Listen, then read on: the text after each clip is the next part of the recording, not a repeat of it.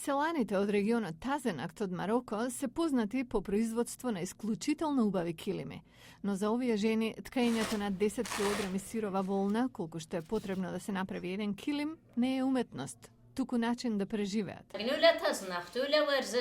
Во минатото, семејствата во регионите Тазенакт и Кварзазате се издржувале од волна и од каење, вели Фатма Хаси. Но сега тоа е тешко. Ткајачите еден месец ја подготвуваат волната, а потоа им треба уште еден месец да ја трансформираат во килим.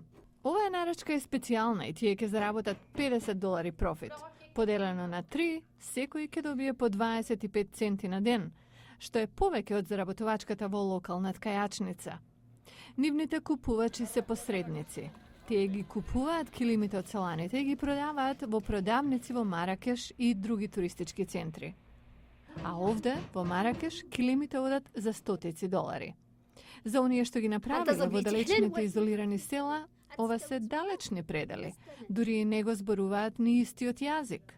Кадија и Килнасав е председател на Асоциацијата на жени ткајачи од Анзал. Во ова планинско село, 88 жени се здружија да се ослободат од посредниците. На тој начин ќе ги добиеме сите пари, а жените ќе можат да купат работи што им требаат, вели таа. Но таквиот начин на продажба не оди лесно.